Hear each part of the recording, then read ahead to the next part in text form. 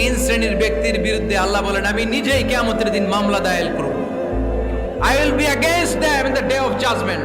Three categories of people I will be against them in the day of judgment. তিন শ্রেণীর লোক কিয়ামতের দিন তারা ছাড় পাবে না।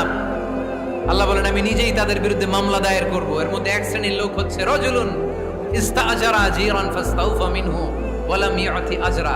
একজন শ্রমিক ভাড়া করে তার কাছ থেকে কাজ নিয়েছে কিন্তু তার পারিশ্রমিক আদায় করে নাই। এরকম আছে না নাই? দাপট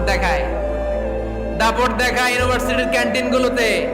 ইউনিভার্সিটির ক্যান্টিনে যে খায় মাগার বিল দেয় না, এরকম ডাকাইত আছে না নাই?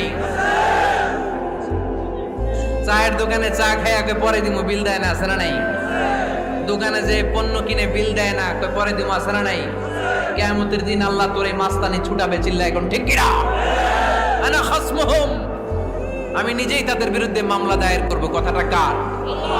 এজন্য বিশ্বনবী বললেন খবরদার, মেহনতি মানুষ, খেটে খাওয়া মানুষ, এদের দোয়া কবুল হয়ে যায়। আতুল আজিরা আজরাহু ক্বাবলা আন ইয়াজিফা আরাকুহু। খবরদার, বিশ্বনবী বললেন শ্রমিকের ঘাম শুকিয়ে যাওয়ার আগে তাদের পারিশ্রমিক মিটিয়ে দাও। বিশ্বনবীর বিখ্যাত হাদিস, আতুল আজিরা আজরাহু ক্বাবলা আন ইয়াজিফা আরাকুহু।